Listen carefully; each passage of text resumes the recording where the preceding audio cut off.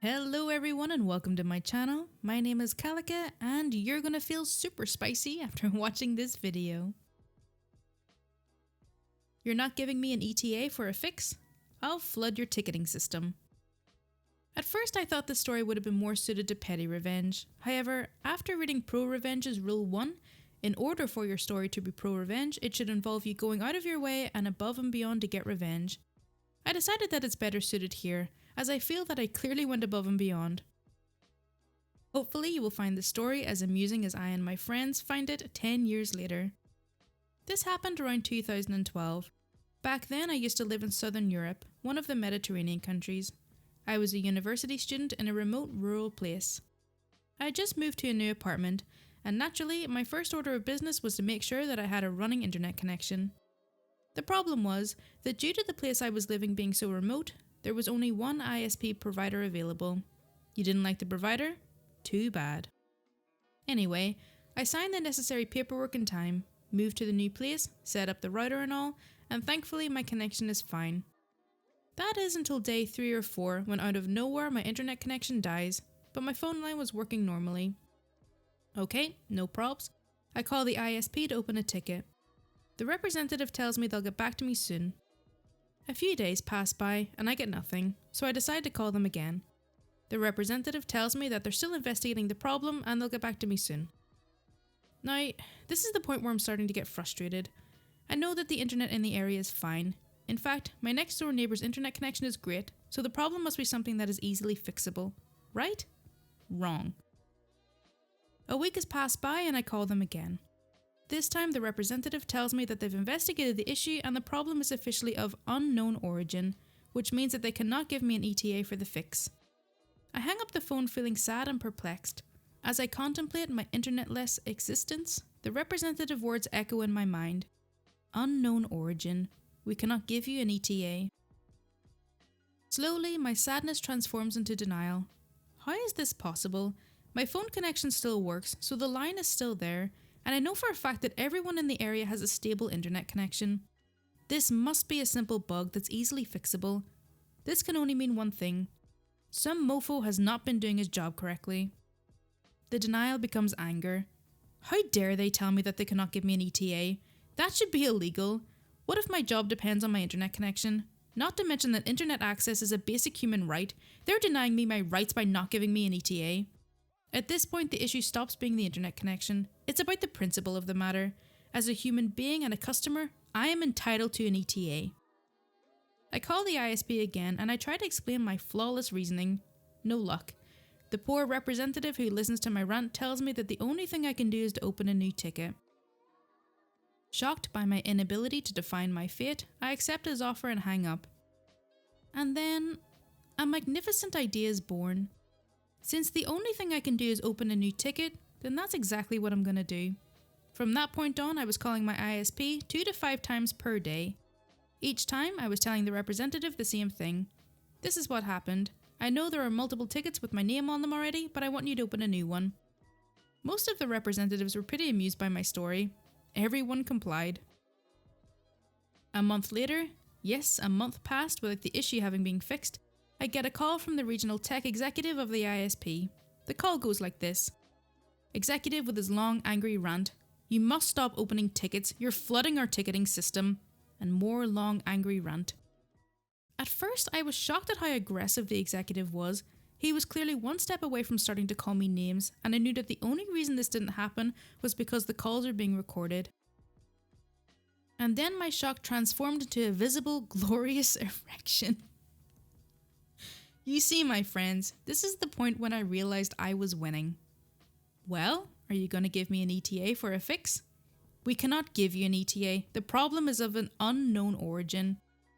Then I'll guess I'll keep opening tickets. And he hangs up.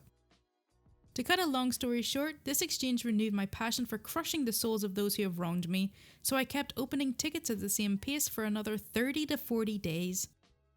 I estimate that in the course of the total 70 days that this had lasted, I must have opened more than 250 tickets. One day my phone rings.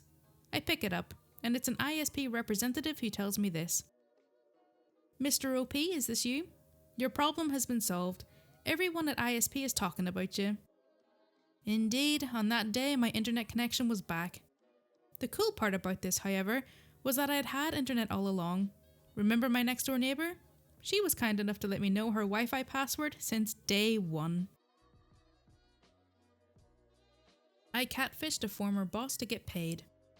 I used to work for a married couple, Billy 52 and Gigi 44, who owned a business services / public relations agency. It lasted more or less for a year. They seemed nice and humble, but in reality they were shady and untruthful. The company began to falter because of poor management and zero intention to prioritise. Billy was your baby-faced next-door neighbour type. He looked about 10 years younger and had a kind smile. He was soft-spoken and had an artistic and creative flair to him. Gigi looked matronly with a Mother Earth incarnate attitude towards her children. She prided herself on being ruthless when it came to giving her family only the best. She could be really nice when she wanted to, but I found out early on that she was 100% apt at gossip and being two-faced. The company's constant changes were a red flag. They went from business services and a PR agency, to IT provider, to business incubator, to indie beer partners. What I'm trying to say is that they tried to dip their donut in everyone's coffee, figuratively. Some of us had no real way to escape. The lady working next to me was already 67 years old and scared that no one would hire her. I wasn't in a great place either. We were 8 employees in total. They wouldn't lay anyone off because they believed that the employee should quit. They paid us only a portion of our salaries, incomplete weekly payments. Employees would run for the hills once they found a better job. Some of us were stuck. It was horrible. Then they would pay the normal rate for a month and then do it again. They never cut down on their luxury expenses, so the wife would post her shopping sprees or arrive in a new car like it was nothing. Zero empathy. Very insensitive.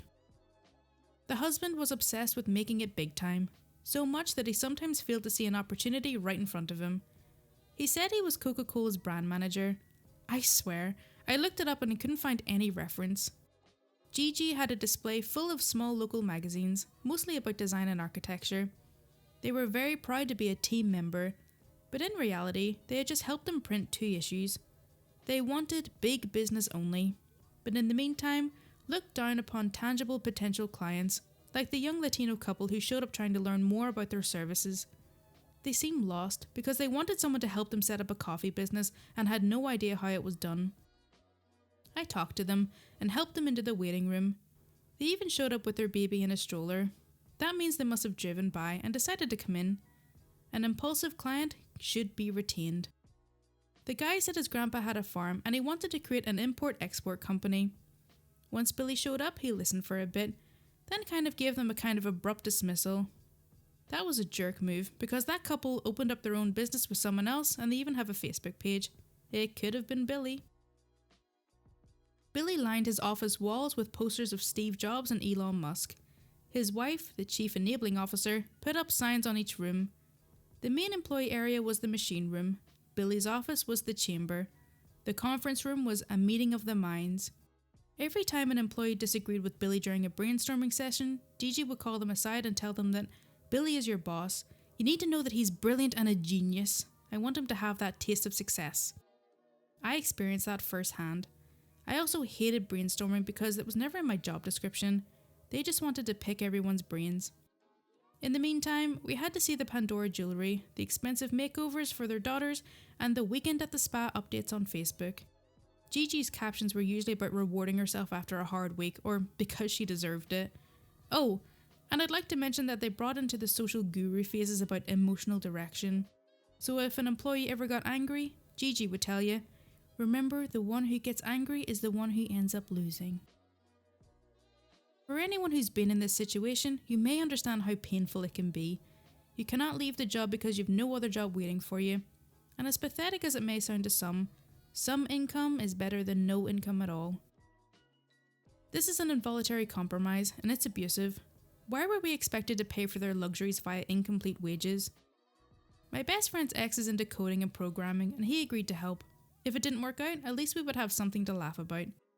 We created a kick-ass fake website with a matching LinkedIn and the whole 9 yards.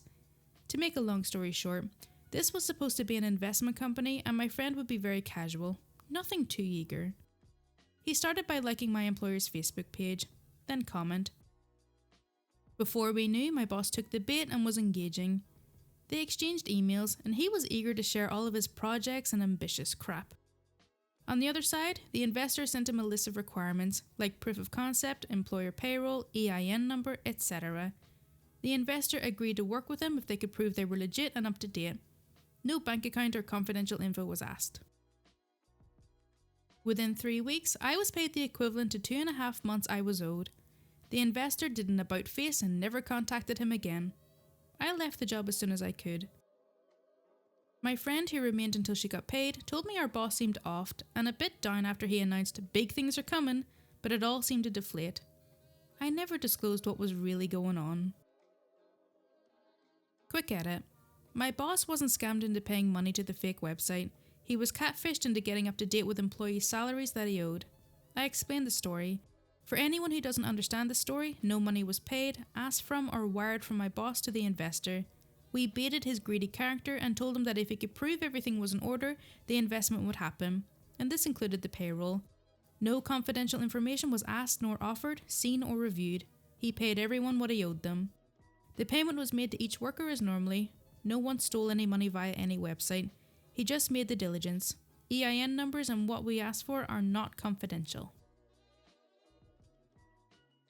Okay, so that's all for r/ProRevenge. I really hope you did enjoy it. As always, if you do want to see more content like this, then please do subscribe. My Twitter and Patreon links are in the description, and any support is greatly appreciated. Thank you so much for watching.